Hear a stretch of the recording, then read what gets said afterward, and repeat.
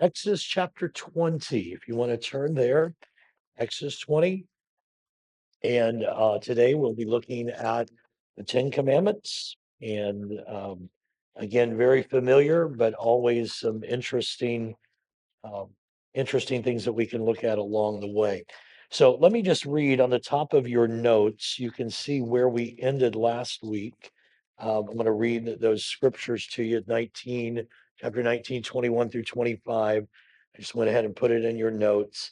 The Lord said to Moses, "Go down and warn the people, lest they break through to gaze at the Lord, and many of them perish." So God was protecting them because his holiness would have and his glory would have destroyed them. And let the priests who come near the Lord consecrate themselves. So they have to be prepared, lest the Lord break out against them. And Moses said to the Lord, this is where we talked about Moses reminded the Lord he'd already told them that they couldn't come up. The people cannot come up to Mount Sinai, for you warned us, saying, set bounds around the mountain and consecrate it. And then the Lord said to him, away, get down, and then come up, you and Aaron with you, but do not let the priest and the people break through to come up to the Lord, lest he break out against them. So Moses went down to the people and spoke to them. So now Moses comes down, and we talked about last week, there are seven times he ascends the mountain, and obviously seven times he descends the mountain. We have looked at three. He goes up in 19, 3 through 6, comes down in 7 and 8, goes up in 19, 9 through 13. He comes down in 14 through 19. He goes up in 20 through 24, and he is told to go down in 25. We just read that. So away, he says, get down and then come back up, you and Aaron. So the text that we're going to look at today at first blush, we'll talk about it more here in just a few moments, but at first blush appears that he is down until the fourth time that he goes up. If you look at chapter 20 and verse 21, 20 and verse 21, um, so the people stood afar off and make sure that's the verse yeah, and the people and Moses drew near to the thick darkness where God was. And then if you look at 24 and verse 3, so Moses came and told the people all the words of the Lord and all the judgments, and all the people answered with one voice, and they basically said, we'll do what God said. That seems to be the fourth time up and down, but we kind of have to look a little deeper in scripture here in just a few minutes. We get to the actual text. So it seems to be in this interim period, at least this is again is at first blush, between the third and fourth descent that God will give the Ten Commandments. Let me say a few things about the Ten Commandments.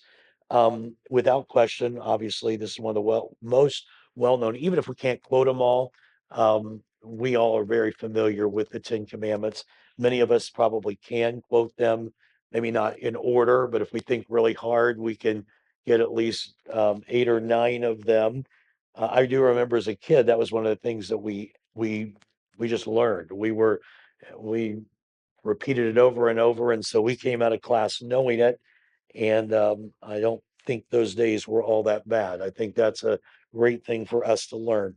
Um, they are literally, we call them the Ten Commandments, and a lot of the scripture translations paraphrase or translate the word commandment. But literally, the Hebrew word is just the 10 words. And let me show you a couple of places. When we get to Exodus 34, so he was there with the Lord 40 days and 40 nights.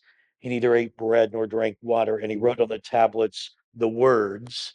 And the Hebrew word is davar, Dabar. The B has a V sound. Davar, the words of the covenant, and the word for covenant is berit. And the 10, and that is Eser, commandments. And again, the word is Devar. So the Hebrew word, even though it says commandments, the Hebrew word is literally devar, which does mean words. So literally, when we say the 10 words or the 10 commandments, that phrase is Asheret Hadabarim. Asheret Hadabarim. We ought to all chant that together for a while, and then we could go home and say we learned Hebrew. It's kind of a fun phrase to say. Asheret Hadabarim is the 10 words.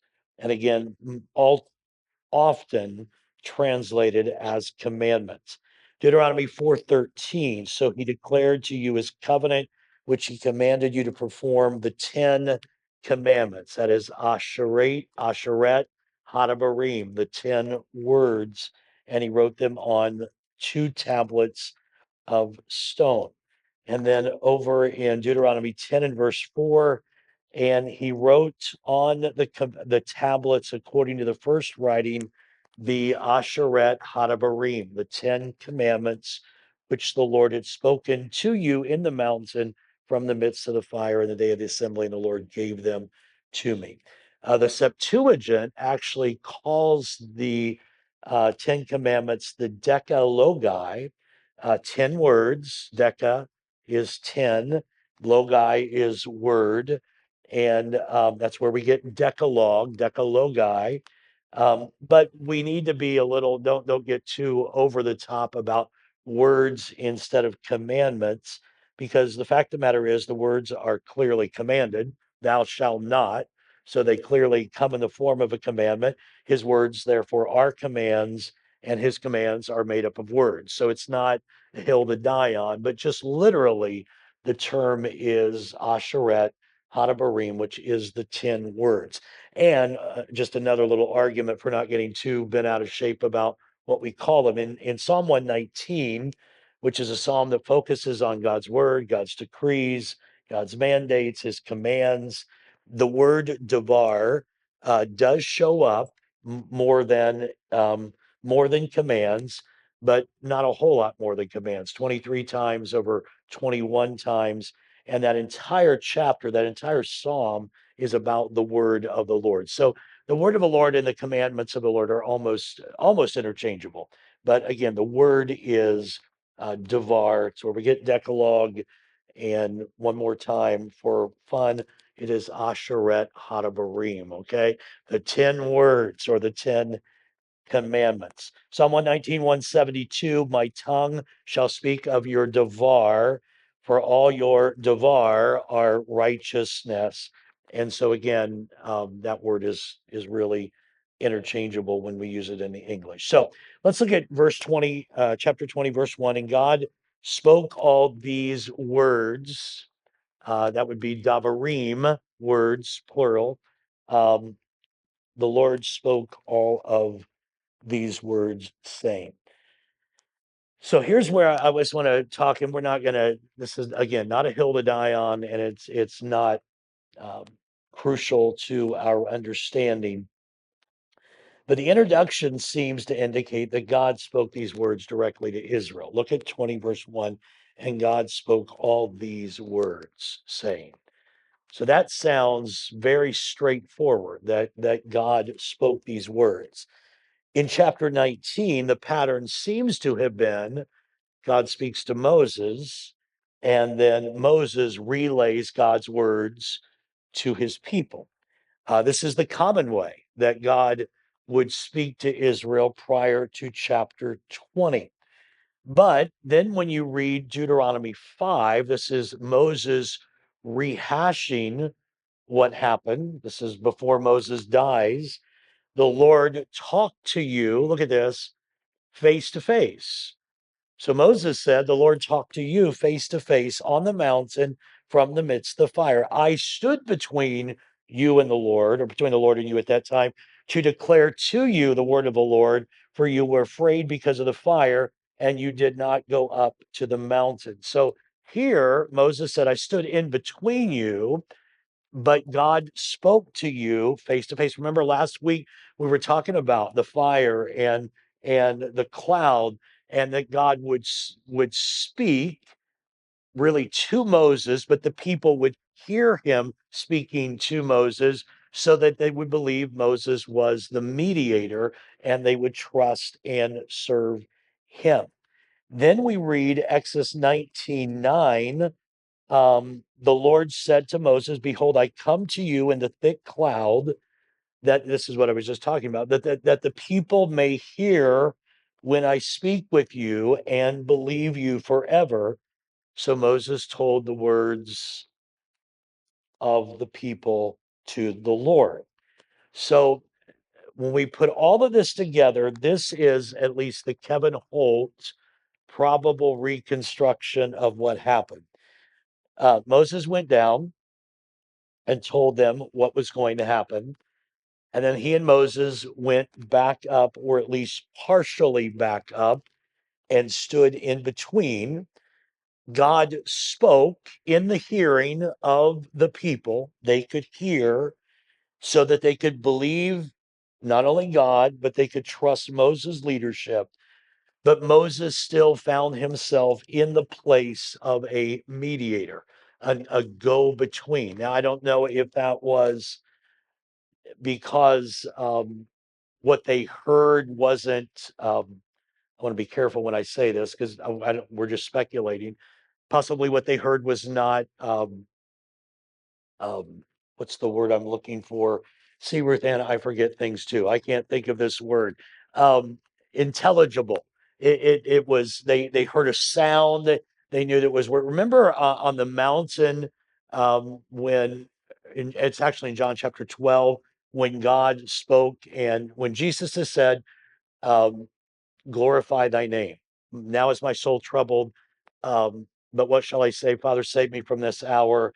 Father, glorify thy name. And then there was a voice from heaven, and people said, okay, was that a voice or was that thunder or lightning? It's possible it was something they could not clearly make out, but they knew it was divine. God was speaking something in a divine way so that they would recognize, okay, Moses is the leader and God is using him. So we're not really sure, but it appears that God did speak in their hearing, but Moses is the mediator of those words to the people. Now, let me say about the importance of the Asheret Hadabarim, the 10 words or the 10 commandments.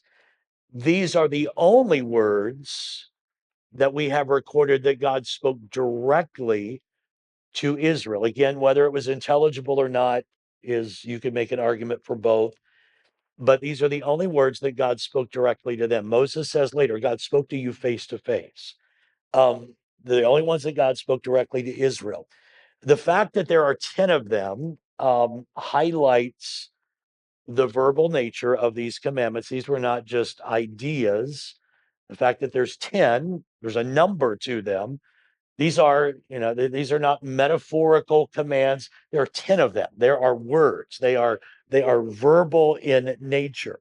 AJ Motyer says we should see them in the tenness of them in a sense of totality. We should search for a wholeness, a completeness, a sense of totality in this particular set of 10 instructions. In other words, you get these right, and it kind of takes in all. There is totality in those words.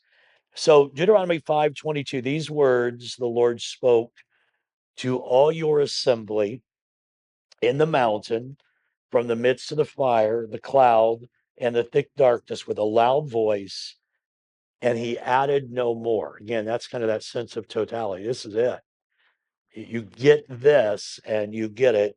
And he wrote them on 2 tablets of stone, Moses says, and he gave them to me. So that's kind of the setup for the 10 commandments.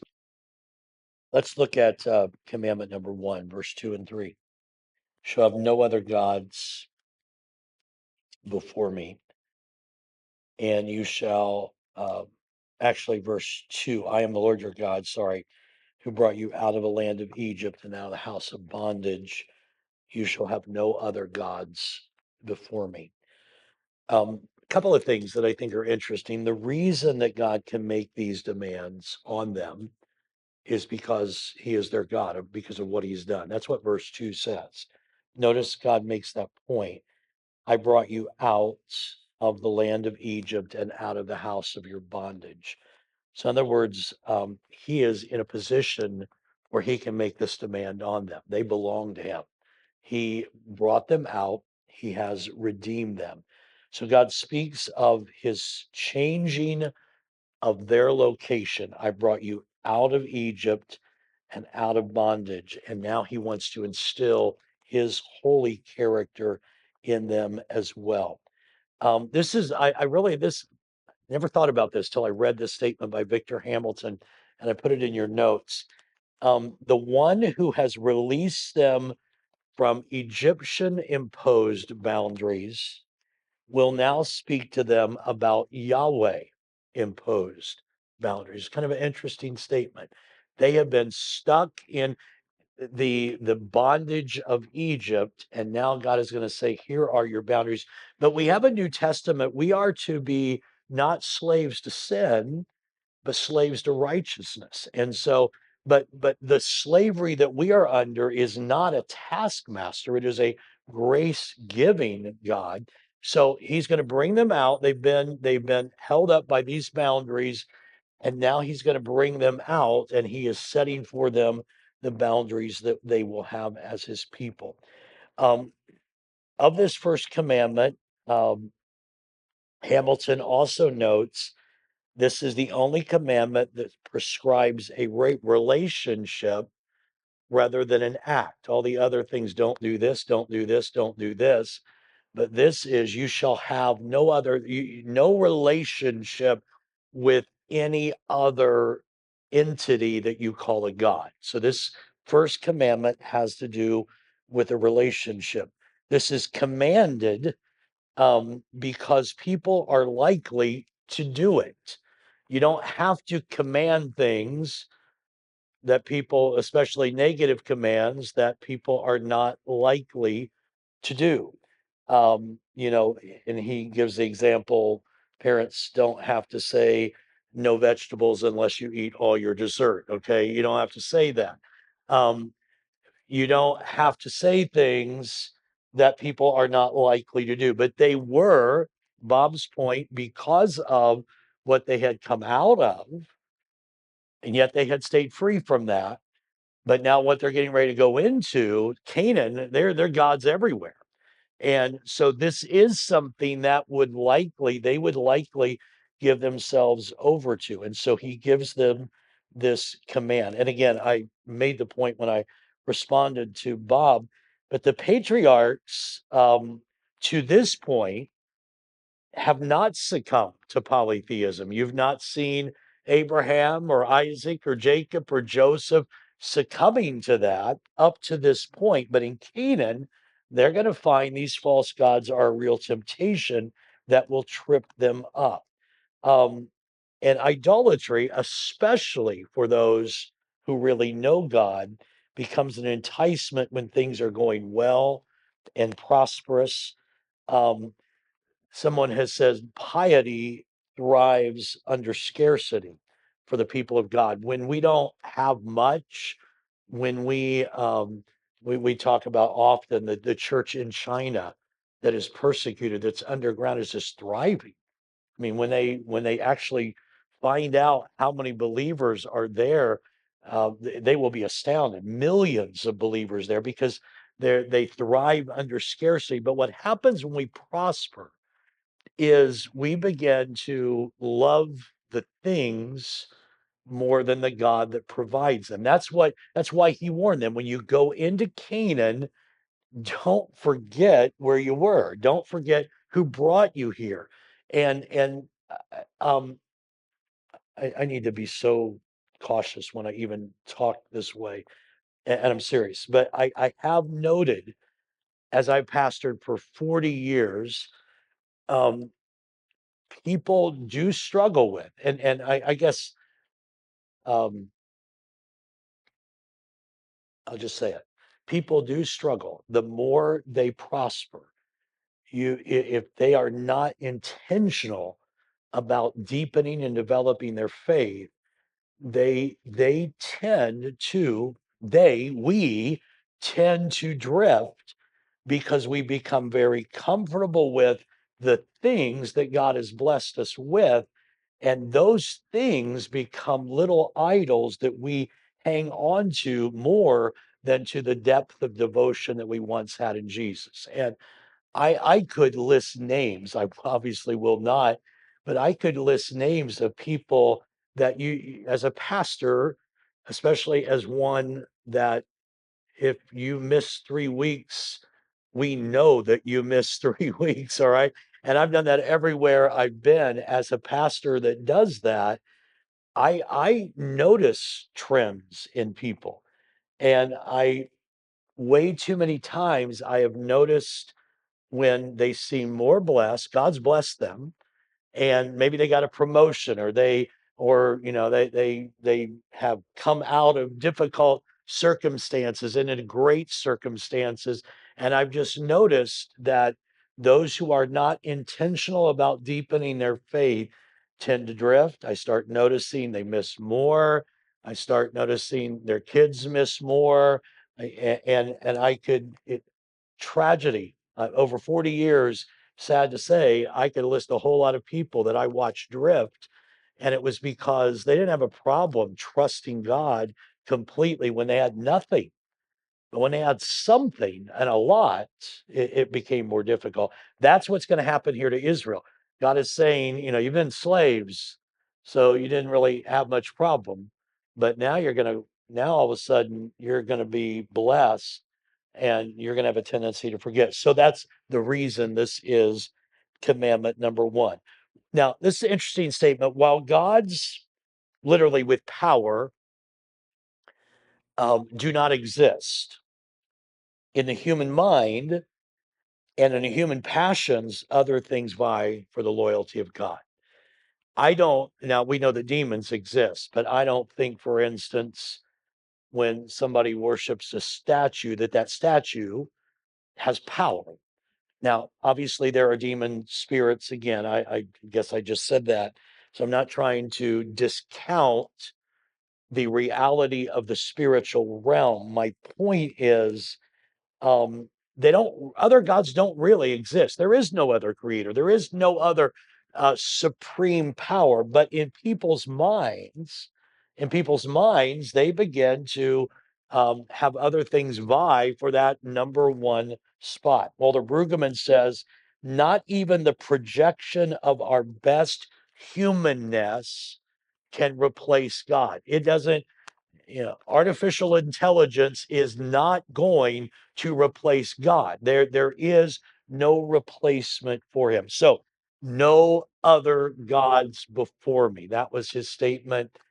Don't let it happen, he said. Number two, um, you shall not make for yourself a carved image, any likeness of anything that is in heaven above, or that is in the earth beneath, or that is in the water beneath the earth. You shall not bow down to them, nor serve them, for I, the Lord your God, am a jealous God, visiting the iniquity of the fathers upon the children to the third and fourth generations of those who hate me, but showing mercy to thousands, to those who love me and keep my commandments. So the second command, second word is no carved images. The worship of images, carved image is a worship of an image made to represent powerful experiences of creation. That was something that was very common. That's why in Egypt they would worship the sun or the Nile or the moon or the stars. That was a very common thing in the pagan world. God, this statement may sound a little confusing, so let me unpack it. God wanted them to experience the world as he created, never to create gods that reflected their own experience of God. That's what happens if you read Romans chapter 1. That's exactly what people have started to do. Their experience of the blessing of God, they start they start thinking that's the best it is, and they start creating gods after their experiences rather than and Romans 1 says they worshiped and served the creature rather than the creator. In other words, blessings of God or creation of God, including human beings, humanity tends to worship what they can see and control and can make and what they can imagine. And that is such a lessened um, picture of who God is. And so God didn't want them to the sun was just something God created. The moon was just something God created. A human being is just something God created. God never wanted humanity to worship his creation. He wanted them to worship the creator. All that he created was simply an expression of God, but not God in his totality. Now, the prophets would regularly point out this sin, whether it was the worship of Baal or Ashtaroth. Those were gods that had sexual connotations to them, or the god of Marduk or Molech. These were military gods. They all took different forms, by the way, in different nations. The prophets were constantly saying to Israel, don't worship Marduk, don't worship Molech, don't worship Baal. It was Elijah that finally said, enough's enough. How long are you going to limp between two opinions? If God be God, serve him. If Baal be God, serve him. So this was a constant struggle for the people of God. And the motive of the command, God says, is that God is a jealous God. He will not share his glory with another. You either serve him totally or he is not served by you at all. So the motive for that command is a jealous God who both punishes and shows mercy. He makes this statement. Let me see if I can find the exact verse. It's verse 5. I, the Lord your God, am a jealous God, visiting the iniquity of your fathers upon the children to the third and fourth generations. So, in other words, without divine intervention, without God breaking that chain, without God breaking that link, there are moral repercussions of people's sin to the third and fourth generation. Now, some people believe, and I don't offend anyone here, and you may disagree with me, and that's fine, but some people believe in not territorial spirits, but in generational curses. And I don't believe in I don't believe that that is a power that can exert itself over God, I guess is what I'm saying. Somebody, y- we are all responsible for our own behavior. And if I'm a third generation um, son of an alcoholic, for example, I may very, and I'm not, by the way, but if I were, I might have proclivity toward that, but it is no excuse for that behavior. I am not bound by that, and I can't break it. We are we all are moral agents, free choice agents that can stop that chain. We don't have to live under that bondage. You understand what I'm saying? And sometimes we use terms like that to almost get ourselves or others off that, well, they can't help themselves because they're bound by a curse that goes to the third or fourth generation. I would say to that nonsense, the power of Jesus Christ and the power of the cross can break that. And instead of letting people limp along in that and think they can't break it, why not introduce them to the Jesus that paid the price for their redemption? Does that make sense? And so there is a proclivity to that. There's no doubt. There are people that because environmentally and physiologically, I'm not even doubting the physiological nature. I just know God is bigger than that. And so that's the point I'm making very cautiously. Okay. So, but without divine intervention, there are moral repercussions. Your family to the third and fourth generation will be affected unless by the power of Jesus Christ it stopped. And it can be, and that's the whole point of this.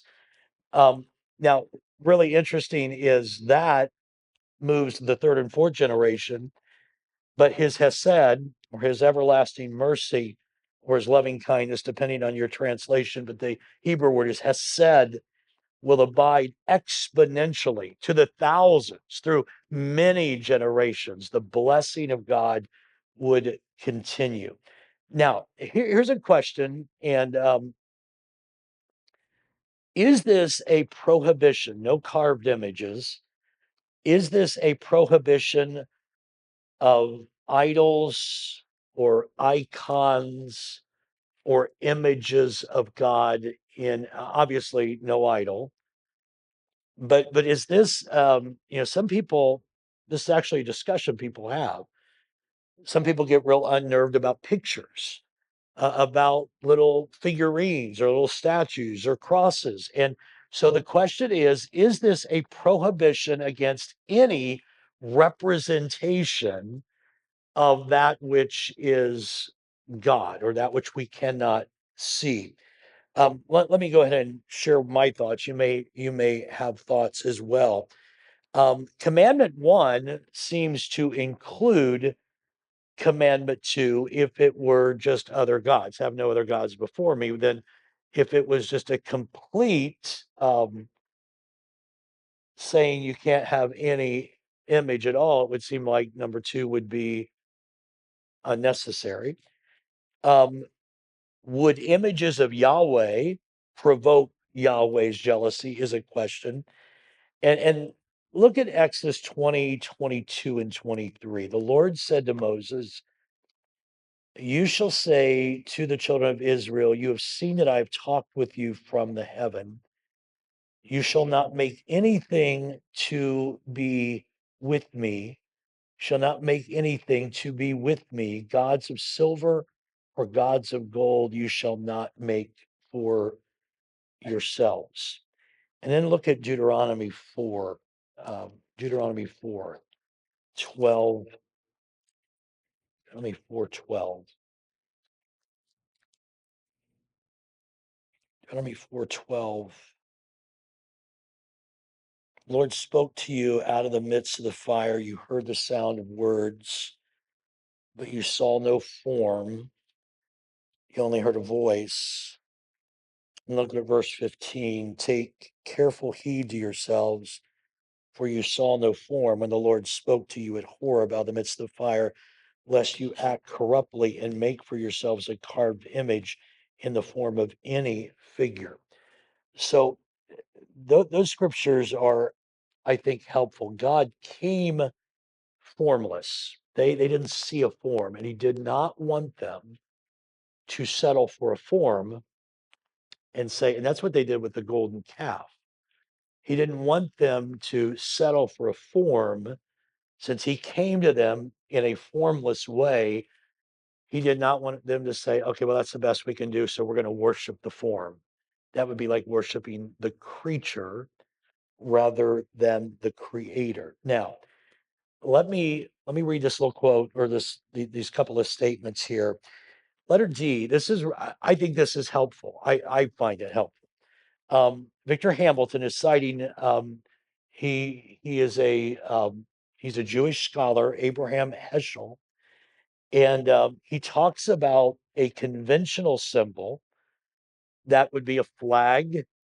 That, for instance, that would point us, remind us of a nation.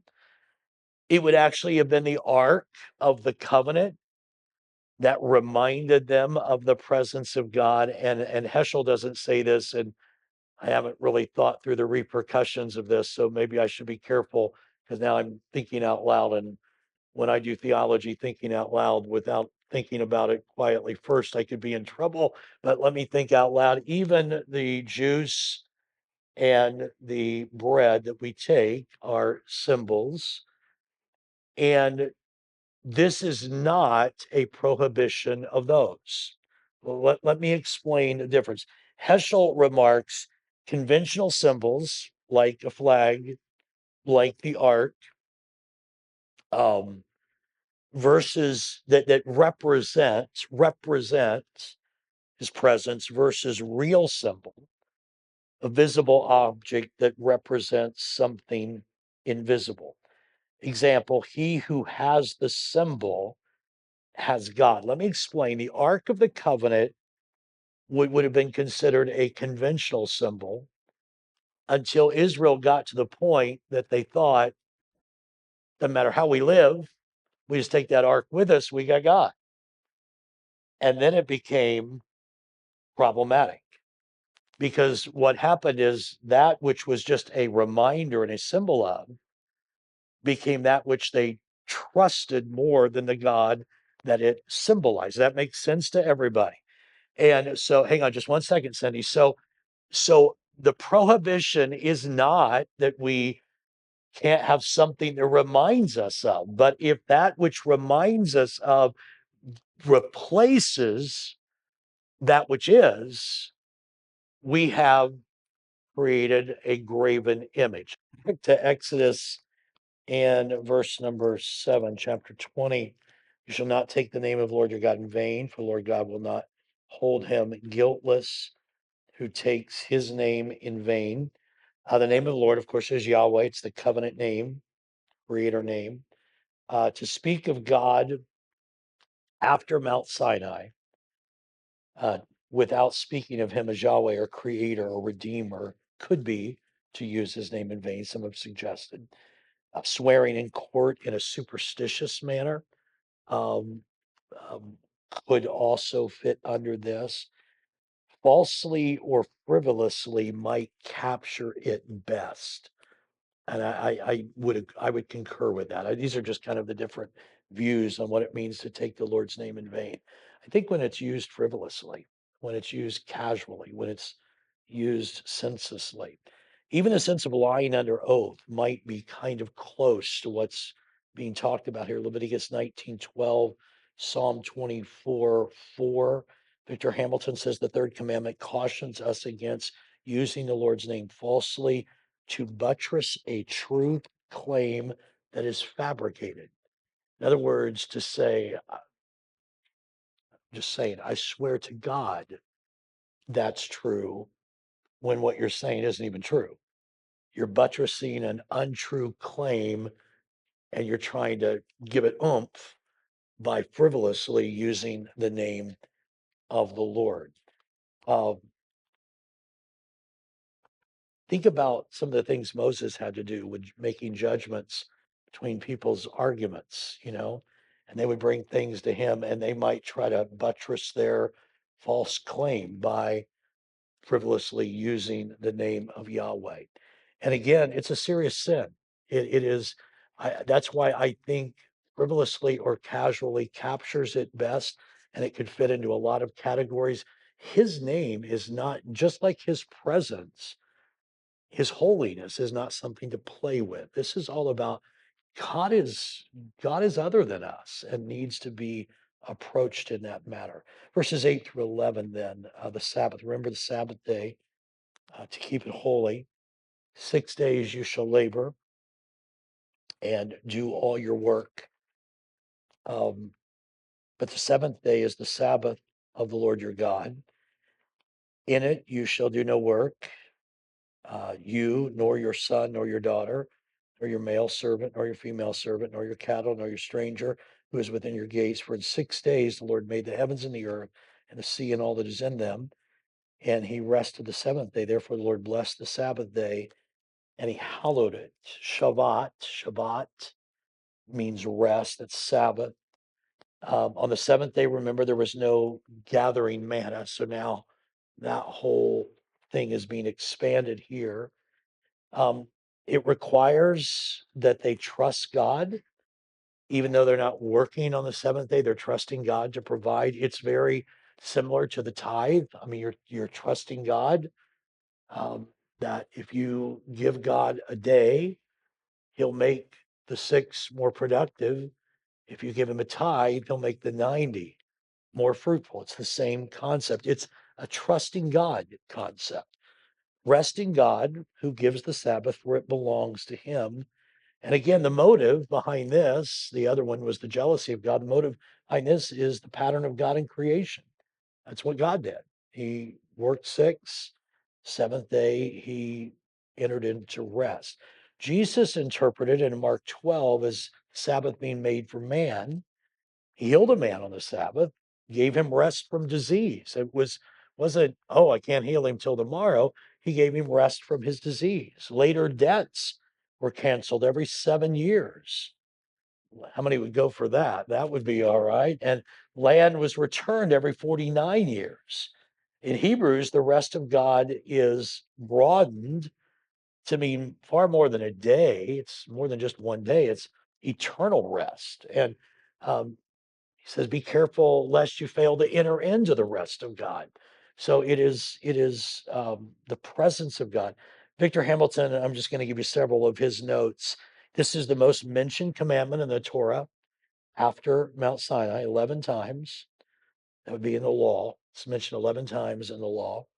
It's the only commandment that was actually established prior to Sinai because they were not together, manna on the seventh day. And that happened before Mount Sinai. It's the first time that we see that we can demonstrate holiness as the Lord is holy. Be holy even as I'm holy. It's the first time we read that. While some activities were lawful on the Sabbath, others were not.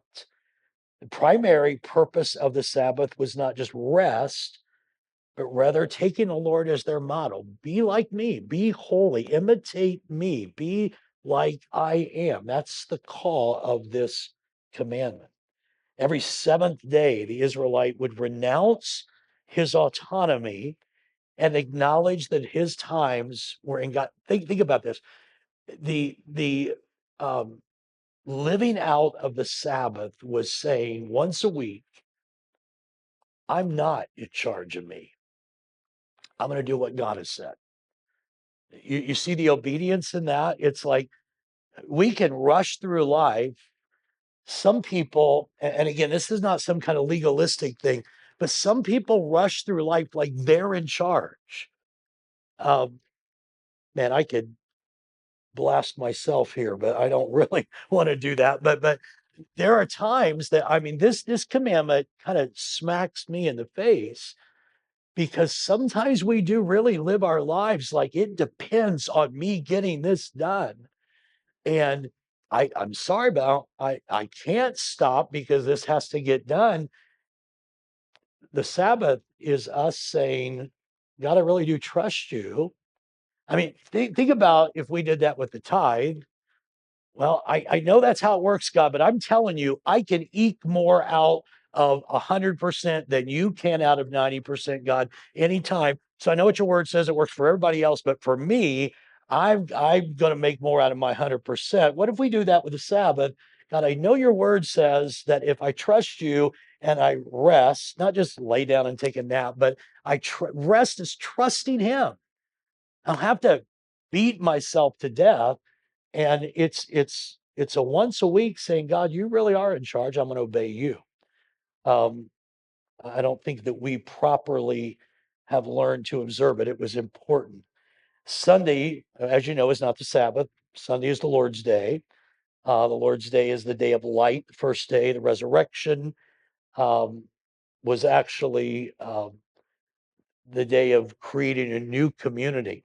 And so we celebrate, we celebrate, we worship on Sunday.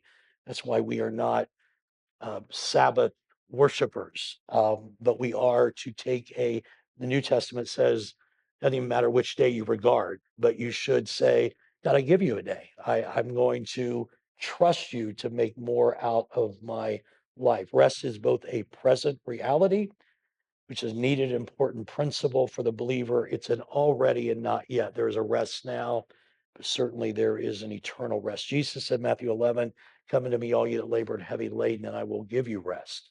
Take my yoke upon you, learn of me. I am meek and lowly. My yoke is easy and my burden is light. He wants us to trust him and rest in him. Verse 12, should have made this a 2 week lesson. Honor your father and mother that your days may be long upon the land which the Lord your God is giving to you. I have the best mother in the world. How about that? I just honor my mother. Okay. Um, it's interesting. This is spoken to adult sons and daughters. We tend to beat our 7-year-old kids to death with this, but this is spoken to the same people who are told not to murder, not commit adultery. So this is not just a when you're kids, make sure that you do it. This means this even includes after our parents have died to honor them. And I think that's an important thing. Notice, let me read it again. It's verse 12. Um, Honor your father and mother, that your days may be long upon the land which the Lord your God is giving to you. It's not necessarily just a promise of a long life. It might not even be a promise of a long life. Um, Look at Isaiah 53:10. I put it in your notes. This is speaking of the Lord. Jesus only lived 33 years. It was the Lord's will to crush him, cause him to suffer. And though the Lord makes his life an offering for sin, he shall see his offspring and prolong his days. And the will of the Lord will prosper in his hand. Um, the phrase in Exodus 20:12, his days may be long, and the phrase in Isaiah 53:10, prolong his days, is the same Hebrew phrase, and it is arak yom. In other words, it's not necessarily linear, and I count how many days I have. It's about productivity of days. When we honor our parents, fruitfulness of days. When we honor our parents when we're young, when we're older and they're still living, even when they're gone, God's promise is, I'll make your days fruitful. Even if you don't live that long, your days are fruitful. Your children are blessed. Your grandchildren are blessed. Your life has productivity. So don't box in that promise as something that does not have beautiful application. Let's move on to verse 13. Do not murder. Do I really need to talk about that? um, the word is rasa. It means deliberate murder in Numbers 35, but it can also mean involuntary homicide in Numbers 32. Now, unintentional can obviously not be prohibited. If it's unintentional, it's unintentional. Yet in 1st and 2nd Samuel and in Judges, almost every page sees an Israelite taking the life of another Israelite. So what are we to do with this? Jesus extends the commandment to attitude, and he speaks of a verbal homicide. This is connected to having something against your brother, and if you do, Jesus said, get it fixed before you even offer your sacrifice at the altar. So likely this commandment has in mind kind of like the Cain and Abel thing. I'm going to get revenge. Murder becomes an act of angry revenge. That seems to be the emphasis of Exodus 20, which is the same emphasis of Jesus in Matthew 5. If you hate your brother and you want to get back at them, you've committed murder in your heart. This is not, so that this is, I am going to kill them. And again, Jesus expands it because I'm angry at them. Jesus expands it to I hate them because I want to get back at them. That's what this command prohibits. Adultery, verse 14. Thou shalt not commit adultery. This commandment obviously stresses the importance of the family. Maintained, it was designed to maintain the integrity of the seed in Israel, the seed that would bring the Messiah. This also looks forward to the eighth commandment, which is a form of theft, stealing, and the 10th commandment, which is coveting something that is not yours. So this commandment has implications beyond just this commandment. Jesus removed the death penalty, but he still called it a sin. Said to the adulterous woman, "Go and sin no more." He didn't remove it from being a sin. He also expands, Jesus, just like he did with murder, expands adultery to the lust of the heart. I want something that doesn't belong to me. Jesus calls that adultery. Verse 15, don't steal, which is theft by force.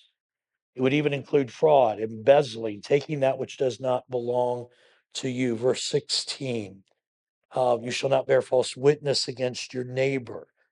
Later, this is broadened in Leviticus 19, not to even lie about your neighbor in or out of court. Do not deceive or swear falsely. This includes both gossip and slander. The concern of this commandment was for the community and the community fallout if integrity and truthfulness was not maintained. And then finally, verse 17, do not covet. This differs from the other 9 in that it deals not with an action, look at this, but an inner thought. Murder, stealing, adultery are punishable. But how do you punish a thought? The best antidote to covetousness, Philippians 4, 11 and 12, is contentment. If you don't want to covet, be content. If you're not content, you'll covet. And so, how do we deal with this attitude of our heart that we want something else? We do what Paul said, learn to be content in all things. The inward breaking of a law would lead ultimately to an outward breaking of a law if not addressed. In other words, if I continue to covet that thing, I might steal it. I might commit adultery. I continue. So if I don't deal with it in my heart, that inward thought, it will turn to an outward thought. Let me give you the end of this pretty quickly. Verses 18 through 21. And all the people witnessed the thunderings, the lightnings, the flashes, the sound of the trumpet, mountains smoking.